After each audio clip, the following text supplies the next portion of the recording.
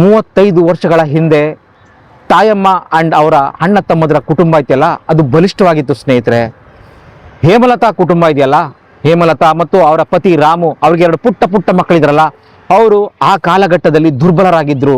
ಈಗ ಕಾಲಚಕ್ರ ಒಂದು ಸುತ್ತು ಹಾಕಿ ಕೆಳಗಿದ್ದವರು ಮೇಲಕ್ಕೆ ಬಂದಿದ್ದಾರೆ, ಮೇಲಿದ್ದವರು ಕೆಳಕ್ಕೆ ಹೋಗಿದ್ದಾರೆ. ನೀವು ಈ ಒಂದು ಸುದ್ದಿನ ಕರ್ನಾಟಕ ರಾಜ್ಯದ ಎಲ್ಲ ಪತ್ರಿಕೆಗಳು, ಎಲ್ಲ ದೃಶ್ಯ ಮಾಧ್ಯಮಗಳಲ್ಲೂ ಖಂಡಿತ ನೋಡ್ತೀರಿ. ನಾನು ಅದನ್ನ ನಿಮಗೆ ಪ್ರಾಮಿಸ್ ಮಾಡಿ ಹೇಳ್ತೀನಿ. ಸ್ನೇಹಿತರೆ ನಮಸ್ಕಾರ, ನಾನು ನಿಮ್ಮ ಮಳವಳ್ಳಿ ಸೂರಿ. ಪರ್ವ ಟಿವಿಗೆ ನಿಮ್ಮೆಲ್ಲರಿಗೂ ಸ್ವಾಗತ ಸುಸ್ವಾಗತ. ನೋಡಿ ಸ್ನೇಹಿತರೆ, ನಾನಿವಾಗ ನಿಮಗೆ ನೈಋತ್ಯ ರೈಲ್ವೆಯ ಹೆಬ್ಬಾಗಿಲು ಬಳಿ ಇದ್ದೀನಿ, ಹುಬ್ಬಳ್ಳಿಯಲ್ಲಿ ಇದ್ದೀನಿ. ನೋಡಿ ಸ್ನೇಹಿತರೆ, ನಿಮಗೆ ಕಾಣ್ತಾ ಇದೆ ಹುಬ್ಬಳ್ಳಿಯ ರೈಲ್ವೆ ನಿಲ್ದಾಣದ ಒಂದು ಮುಂಭಾಗದಲ್ಲಿದ್ದೀನಿ. ಹೊನ್ನೇಗೌಡರ ಬಾಣದ ರಹಸ್ಯದ ಒಂದು 5ನೇ ಸಂಚಿಕೆ ಇದು ಸ್ನೇಹಿತರೆ. ನಾನಿವಾಗ ಹುಬ್ಬಳ್ಳಿಗೆ ಬಂದಿರೋಕ್ಕೆ ಒಂದು ವಿಶೇಷ ಕಾರಣ ಇದೆ ಸ್ನೇಹಿತರೆ.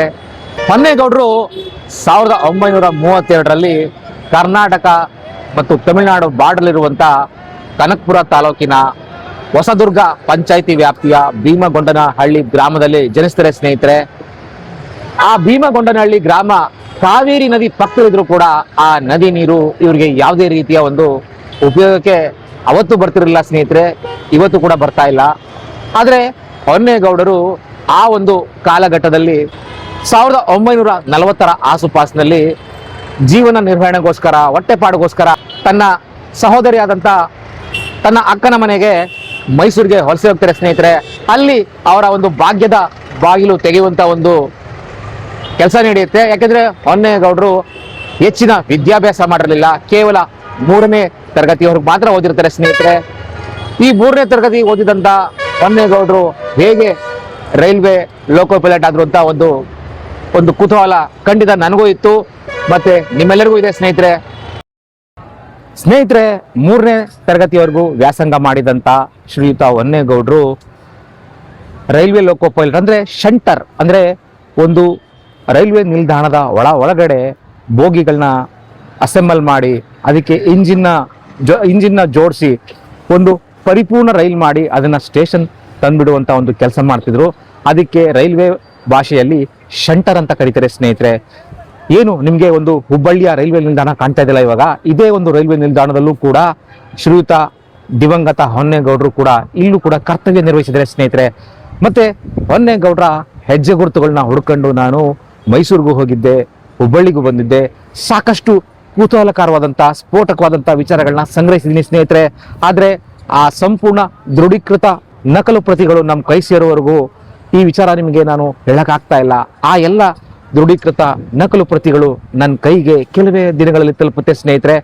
ಈಗ ಸ್ಟೋರಿಗೆ ಮತ್ತೆ ಬರೋಣ. ನೋಡಿ, ಏನು 3ನೇ ತರಗತಿ ಓದಿದಂಥ ಹೊನ್ನೇಗೌಡರು ಮೈಸೂರಿನ ತನ್ನ ಅಕ್ಕನ ಮನೆಗೆ ಬಂದು ಆಶ್ರಯ ಪಡ್ಕೊಳ್ತಾರೆ. ಆದರೆ ಜೀವನ ನಿರ್ವಹಣೆಗೋಸ್ಕರ ಏನು ಮಾಡ್ತಾರೆ, ಮೈಸೂರಿನ ಒಬ್ಬ ಸೀನಿಯರ್ ಮೋಸ್ಟ್ ರೈಲ್ವೆ ಅಧಿಕಾರಿಯ ಮನೆಯಲ್ಲಿ ಅವರ ಮಕ್ಕಳುಗಳನ್ನ ಶಾಲೆಗೆ ಬಿಡೋದು, ಮನೆಗೆ ತರಕಾರಿ ತಂದು ಕೊಡೋದು, ಈ ರೀತಿ ಇತ್ಯಾದಿ ಕೆಲಸಗಳನ್ನ ಮಾಡಬೇಕಾದ್ರೆ ಒಂದು ಘಟನೆ ನಡೆಯುತ್ತೆ. ಇದು ಹೊನ್ನೇಗೌಡರ ಬದುಕಿನಲ್ಲಿ ಒಂದು ರೋಚಕ ತಿರುವನ್ನ ತಗೊಳುತ್ತೆ. ಅದೇನು ಅಂತಂದ್ರೆ, ಏನು ಆ ಮೈಸೂರಿನ ಹಿರಿಯ ರೈಲ್ವೆ ಅಧಿಕಾರಿ ಮನೆಯಲ್ಲಿ ಒಂದು ಫಂಕ್ಷನ್ ಇರುತ್ತೆ ಸ್ನೇಹಿತರೆ. ಸಾಕಷ್ಟು ಗೆಸ್ಟ್ಗಳೆಲ್ಲ ಬಂದಿರ್ತಾರೆ. ಆ ಒಂದು ಸಮಯದಲ್ಲಿ ಆ ಒಬ್ಬ ರೈಲ್ವೆ ಅಧಿಕಾರಿ ಮನೆಯಲ್ಲಿ ಸಿಹಿ ತಿನಿಸುಗಳನ್ನ ಮಾಡಿರ್ತಾರೆ, ಒಂದು ಜಾಮೂನ್ ಮಾಡಿರ್ತಾರೆ ಸ್ನೇಹಿತರೆ.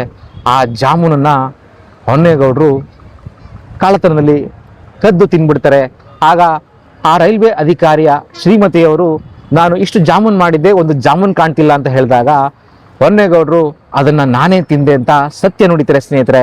ಆ ಒಂದು ಪ್ರಾಮಾಣಿಕತೆ ನಡೆಯಿದೆಯಲ್ಲ, ಆ ರೈಲ್ವೆ ಸೀನಿಯರ್ ಮೋಸ್ಟ್ ಅಧಿಕಾರಿಯ ಶ್ರೀಮತಿಯವರು ಹೊನ್ನೇಗೌಡರ ಬಗ್ಗೆ ತಮ್ಮ ಪತಿಗೆ ಹೇಳಿ ಈತನಿಗೆ ಒಂದು ಒಳ್ಳೆ ಕೆಲಸ ಕೊಡಿಸಿ, ಈ ಹುಡುಗ ಪ್ರಾಮಾಣಿಕ ಇದ್ದಾನೆ ಅಂದಾಗ ಹೆಚ್ಚು ಓದಿಲ್ಲದೆ ಇರುವಂಥ ಹೊನ್ನೇಗೌಡರಿಗೆ ರೈಲ್ವೆ ಇಲಾಖೆಯಲ್ಲಿ ಸತತ ಒಂದು 10-12 ವರ್ಷಗಳ ಕಾಲ ಸಾಕಷ್ಟು ಬೇರೆ ಬೇರೆ ರೀತಿಯ ಉದ್ಯೋಗಗಳು ಮಾಡಿ ನಂತರ ಅವರು ರೈಲ್ವೆಯಲ್ಲಿ ಶಂಟರ್ ಆಗಿ ಕರ್ತವ್ಯಕ್ಕೆ ನಿಯೋಜನೆಗೊಳ್ತಾರೆ ಸ್ನೇಹಿತರೆ. ಈ ಎಲ್ಲ ವಿವರಗಳನ್ನ ನಾನು ಹುಡುಕೊಂಡೆ, ಸಾಕಷ್ಟು ಕೂಡ ಅಲ್ದಾಡಿದ್ದೀನಿ, ಸಾಕಷ್ಟು ಮಾಹಿತಿಗಳನ್ನ ಕಲೆ ಹಾಕಿದ್ದೀನಿ. ಆದರೆ ವಿಧಿಯ ಚೆಲ್ಲಾಟ ಹೇಗಿದೆ ಅಂತಂದ್ರೆ, ತಾಯಮ್ಮ ಅಂತ ಒಬ್ಬ ಹೆಂಗಸನ್ನ ಅವರು ಮದುವೆ ಆದ ಒಂದೇ ಒಂದು ಕಾರಣಕ್ಕೋಸ್ಕರ ತಮ್ಮ ಬದುಕನ್ನು ಬಲಿ ಕೊಟ್ಕೊಂಡ್ರು, ಮತ್ತೆ ಅವರ ಮಗನ ಭವಿಷ್ಯನೂ ಕೂಡ ನಾಶ ಮಾಡಿದ್ರು ಸ್ನೇಹಿತರೆ.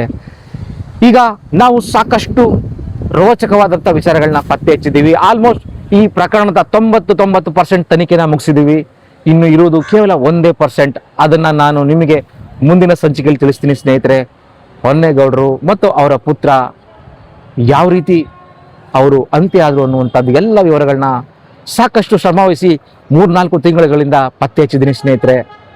ನಾನು ನನ್ನ ತನಿಖೆಯಲ್ಲಿ ಕಂಡುಕೊಂಡಂಥ ಸ್ಫೋಟಕ ಸತ್ಯಗಳು ನಿಜಕ್ಕೂ ಬಹಳ ನಿಮ್ಮ ಮನಸ್ಸನ್ನ ಕಲಕತ್ತೆ, ನಿಮ್ಮ ಹೃದಯನ ಛಿದ್ರ ಮಾಡುತ್ತೆ. ಅಷ್ಟೊಂದು ಆ ರೀತಿಯ ಒಂದು ವಿಚಾರಗಳನ್ನ ಕಲೆ ಹಾಕಿದ್ದೀನಿ.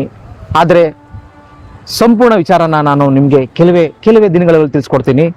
ನೋಡಿ, 35 ವರ್ಷಗಳ ಹಿಂದೆ ತಾಯಮ್ಮ ಅಂಡ್ ಅವರ ಅಣ್ಣ ತಮ್ಮದರ ಕುಟುಂಬ ಇದೆಯಲ್ಲ, ಅದು ಬಲಿಷ್ಠವಾಗಿತ್ತು ಸ್ನೇಹಿತರೆ. ಹೇಮಲತಾ ಕುಟುಂಬ ಇದೆಯಲ್ಲ, ಹೇಮಲತಾ ಮತ್ತು ಅವರ ಪತಿ ರಾಮು, ಅವ್ರಿಗೆ 2 ಪುಟ್ಟ ಮಕ್ಕಳಿದ್ರಲ್ಲ, ಅವರು ಆ ಕಾಲಘಟ್ಟದಲ್ಲಿ ದುರ್ಬಲರಾಗಿದ್ರು. ಅವ್ರಿಗೆ ಯಾವುದೇ ರೀತಿಯ ಸಹಾಯ ಇರಲಿಲ್ಲ, ಮತ್ತೆ ಯಾವ ರೀತಿ ಹೋರಾಟ ಮಾಡಬೇಕು ಅನ್ನುವಂಥ ಒಂದು ದಾರಿನೇ ಅವ್ರಿಗೆ ಗೊತ್ತಿರಲಿಲ್ಲ ಸ್ನೇಹಿತರೆ. ಆದರೆ ನೋಡಿ, ಈಗ ಕಾಲಚಕ್ರ ಒಂದು ಸುತ್ತು ಹಾಕಿ ಕೆಳಗಿದ್ದವರು ಮೇಲಕ್ಕೆ ಬಂದಿದ್ದಾರೆ, ಮೇಲಿದ್ದವರು ಕೆಳಕ್ಕೆ ಹೋಗಿದ್ದಾರೆ. ಇವತ್ತು ಹೇಮಲತಾ ಕುಟುಂಬ ಈ ಒಂದು ಪ್ರಕರಣನ ತಾರ್ಕಿಕ ಅಂತ್ಯ ಕೊಡಿಸ್ಲಿಕ್ಕೆ ಒಂದು ಹೋರಾಟ ಮಾಡ್ತಿದೆಯಲ್ಲ, ಆ ಕುಟುಂಬ ಇವತ್ತು ಬಲಿಷ್ಠವಾಗಿದೆ. ಈಗ ಈ ಒಂದು 35 ವರ್ಷಗಳ ಹಿಂದೆ ನಡೆದಿರುವಂಥ ಆ 2 ಅಮಾನುಷ ಕೊಲೆಗಳಿಗೆ ನ್ಯಾಯನ ಕೊಡಿಸುವಂಥ ಹತ್ತಿರದ ದಿನಗಳಲ್ಲಿ ನಾವೆಲ್ಲರೂ ಇದ್ದೀವಿ. ನೀವು ಈ ಒಂದು ಸುದ್ದಿನ ಕರ್ನಾಟಕ ರಾಜ್ಯದ ಎಲ್ಲ ಪತ್ರಿಕೆಗಳು, ಎಲ್ಲ ದೃಶ್ಯ ಮಾಧ್ಯಮಗಳಲ್ಲೂ ಖಂಡಿತ ನೋಡ್ತೀರಿ. ನಾನು ಅದನ್ನು ನಿಮಗೆ ಪ್ರಾಮಿಸ್ ಮಾಡಿ ಹೇಳ್ತೀನಿ. ಮತ್ತೆ ಈ ಸ್ಟೋರಿ ನೋಡಿದ್ದಕ್ಕಾಗಿ ನಿಮ್ಮೆಲ್ಲರಿಗೂ ಧನ್ಯವಾದಗಳು. ಈ ಸ್ಟೋರಿ ಇಷ್ಟವಾಗಿದ್ದರೆ ದಯಮಾಡಿ ಎಲ್ಲರಿಗೂ ಶೇರ್ ಮಾಡಿ ಮತ್ತು ಲೈಕ್ ಮಾಡಿ. ನಮ್ಮ ಪರ್ವ ಟಿವಿ ಯೂಟ್ಯೂಬ್ ಚಾನಲ್ನ ಸಬ್ಸ್ಕ್ರೈಬ್ ಮಾಡ್ಕೊಳ್ಳಿ. ಧನ್ಯವಾದ ಸ್ನೇಹಿತರೆ. ಮತ್ತೊಂದು ಸ್ಟೋರಿಯಿಂದ ಮತ್ತೊಮ್ಮೆ ನಿಮ್ಮನ್ನ ಭೇಟಿ ಆಗ್ತೀನಿ. ಧನ್ಯವಾದ.